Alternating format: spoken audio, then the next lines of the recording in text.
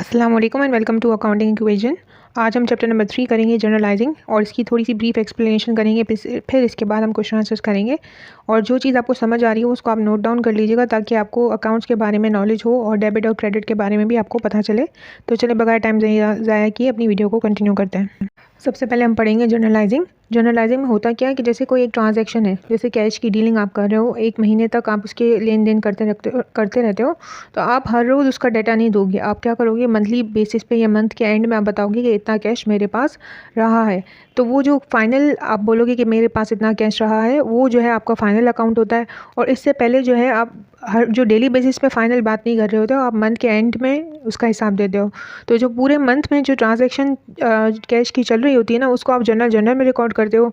और end of the year जो है वो एंड ऑफ द मंथ जो है ना, वो आप उसको लेजर अकाउंट्स में ट्रांसफ़र करते हो। फिर एंड ऑफ द ईयर जो है ना, आप उसको किस में दिखाते हो, कैश को, उसी कैश को आप बैलेंस शीट में दिखाते हो। आगे आपको उस फर्दर समझ में आएगा। अभी थोड़ा सा ब्रीफ मैंने आपको बताया ताकि आपका कॉन्सेप्ट क्लियर। यानी किसी भी अकाउंट को आप इनिशियली तौर पर रिकॉर्ड कर रहे होते हैं, यानी पहले आप रिकॉर्ड करने लगते हो, तो उसको आप सबसे पहले जर्नलाइजिंग में डालोगे। ठीक है, तो उसको जर्नलाइजिंग कहते हैं।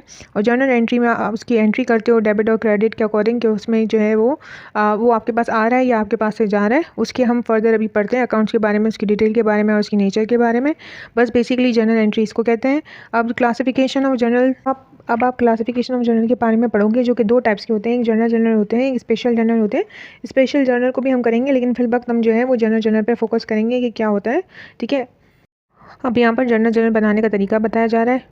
पहले जो है डेट का कॉलम होगा, पर्टिकुलर्स का थोड़ा बड़ा कॉलम होगा। ठीक है, उसको थोड़ा बड़ा बनाएंगे। और फिर होता है LF मीन्स लेजर फोलियो, यानी जहाँ जहाँ आपने ट्रांजैक्शन इससे पहले पोस्टिंग की है उसका नंबर आपको यहाँ पे, उस पेज नंबर यहाँ पे आपको लिखना पड़ेगा। और डेबिट और क्रेडिट आपको लिखना इसलिए ज़रूरी है कि आपको बताना है कि वो उसमें इंक्रीज़ आ रहा है या उस अकाउंट में डिक्रीज़ आ रहा है।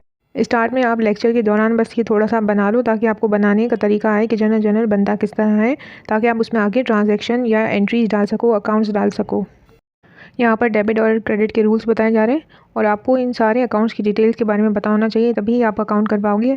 फॉर एग्जांपल, अगर आपको ABCD नहीं आएगी तो आप स्पेलिंग कैसे बनाओगे। तो अकाउंट्स का भी यही है, अगर आपको अकाउंट्स के नेचर के बारे में पता नहीं होगा और अकाउंट्स के बारे में नहीं पता होगा कि वो किससे बिलोंग करते हैं, तो फिर आपको नहीं आएगा। ठीक है, तो इसलिए ज़रूरी है कि आप इनको अपने मेमोरी में जो है इसको फिक्स कर लो, तो ये आप आगे बढ़ पाओगे। ठीक है, एसेट जब भी इंक्रीज़ होगा वो डेबिट होगा, जब भी डिक्रीज़ होगा वो क्रेडिट में जाएगा।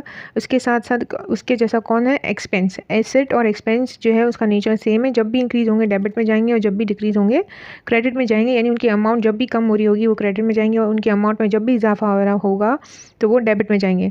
अब लायबिलिटी, कैपिटल और रेवेन्यू, ये तीनों अकाउंट ऐसे हैं जो जब भी बढ़ेंगे ये रिवर्स होते हैं to expense and asset account. ठीक है, इन तीनों अकाउंट्स के बारे में आप ज़रूर याद रखिएगा, लायबिलिटी, कैपिटल और रेवेन्यू, कि जब भी बढ़ेंगे तो वो क्रेडिट में जाएंगे और जब भी डिक्रीज़ होंगे वो डेबिट में जाएंगे। अगर आपको एसेट्स के अकाउंट्स के बारे में जानना है तो आप पेज नंबर 77 पे जाइएगा, वहाँ पर आपको एसेट्स के नेम्स के अकाउंट्स मिल जाएंगे, जिसमें अब यहाँ पे बता रहे हैं एसेट दो तरह के होते हैं। एक करंट एसेट होता है, एक नॉन करंट एसेट्स होता है। ठीक है, करंट एसेट्स क्या होता है, कैश, यानी आपके पास आता जाता रहता है, इन्वेस्टमेंट भी आप करते रहते हो, बिल्स रिसीवेबल भी आपको होते रहते हैं, डेली बेसिस पे ये काम चल रहा होता है। अकाउंट रिसीवेबल क्या होता है, अकाउंट रिसीवेबल ये कि आपको किसी से पैसे लेने हैं तो आप ये रिकॉर्ड करोगे कि मुझे इससे इतने अमाउंट अभी बाकी है, यानी मुझे रिसीव करनी है। Note receivable like account receivable ही होता है। मर्चेंडाइज इन्वेंट्री कहते हैं कि आपके पास एंड में कितना स्टॉक पड़ा हुआ है वो आप यहाँ पर लिखते हो बैलेंस शीट के अंदर, लेकिन अभी फ़िलहाल आप यहाँ पे मर्चेंडाइज इन्वेंट्री एंडिंग कंसिडर करोगे। ओपनिंग भी होती है और एंडिंग भी होती है, दोनों तरह की होती है। ठीक है, उसको जो ओपनिंग और एंडिंग एक हम वहाँ भी लिखते हैं इनकम स्टेटमेंट में, वो मैं आपको बाद में बताऊँगी। ठीक है, अभी यहाँ पे क्या है, प्रीपेड ऑल एक्सपेंसेस। यहाँ पे एक्सपेंस क्यों रिकॉर्ड हो रहा है, प्रीपेड यानी जो चीज़ हम एडवांस में पेमेंट करते थे ना, कि अगर मुझे किराया रेंट जो है वो मैंने पहले से ही एडवांस में पेमेंट कर दी है, उसकी 50,000 फॉर अबाउट 5 मंथ्स अभी से ही, तो वो मैं प्रीपेड रिकॉर्ड करूँगी, क्योंकि मैं उसमें क्या हूँ, सेटिस्फाई हूँ कि भाई मैंने 5 महीने का पहले से भर दिया है। तो यहाँ पे हम एज अ एसेट इसको रिकॉर्ड करेंगे। अलाउंसेस फॉर बैड डेब्ट्स क्या होता है कि आपको खतरा हो, आपको एक दिमाग में आपके एक एस्टिमेशन होता है कि इतने पैसे मुझे नहीं मिलेंगे, तो अकाउंट रिसीव तो अकाउंट रिसीवेबल में से allowances for bad debts minus होता है। ये यहाँ पे आप याद रखिएगा, अकाउंट रिसीवेबल में से allowances for bad debts minus होता है, यहीं पे शो करते हैं। हम एसेट के अंदर ही इसको दिखा रहे होते हैं। क्यों? क्योंकि हमें पता है कि हमें एक सर्टेन अमाउंट रिसीव करनी है जिसे हम अकाउंट रिसीवेबल में रिकॉर्ड करते हैं, और फिर हम आखिर में एक एस्टिमेशन करते हैं कि हमें जो है इतनी अमाउंट हो सकता है कि ना मिले, जो हमने एक्सपेक्ट किए सामने वाले से हमें नहीं देगा, तो उसको हम अलाउंसेस फॉर बैड डेब्ट्स में एस्टिमेशन के तौर पर लिख देते हैं, सबट्रैक्ट करके शो करते हैं।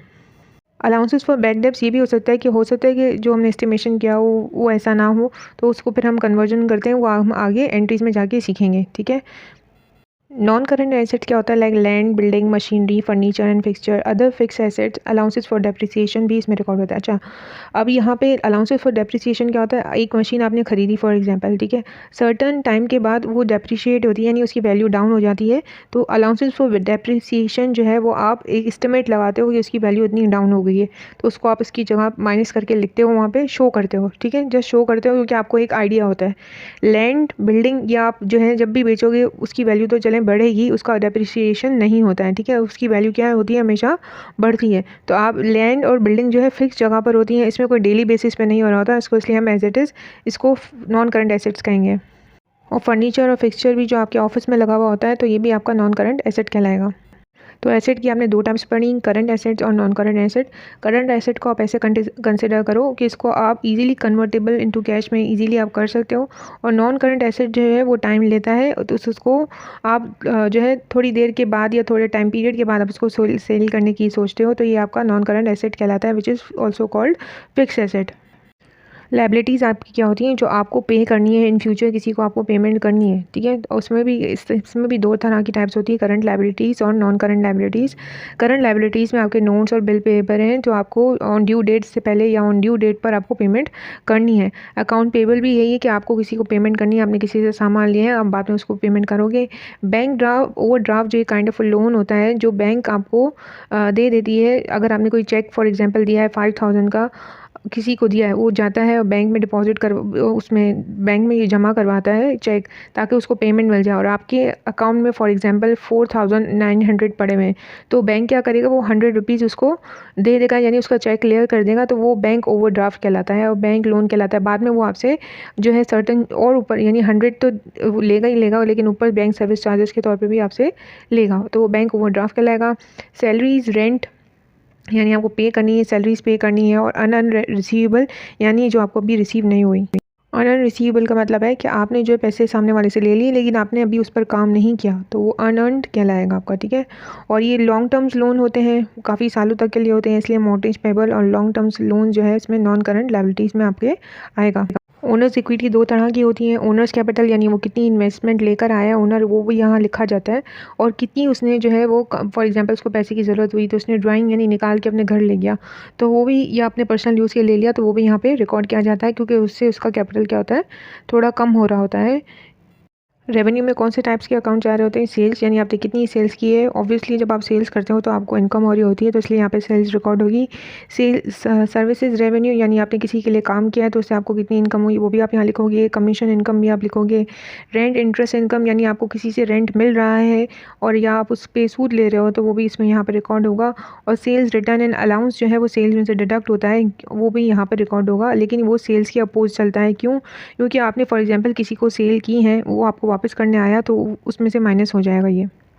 फॉर एग्जांपल आपने 2000 की सेल्स की हैं और वो बंदे का जो आपने सामान दिया था उसमें से 200 वो आपको वापस रिटर्न करने आता है, 200 का सामान, तो आप 2000 से 200 सब्ट्रैक्ट करके दिखाओगे और आप बताओगे कि ओरिजिनली आपको जो है 1800 की आपने सेल्स की हैं और 200 का आपको सेल्स रिटर्न एंड अलाउंस हुआ है।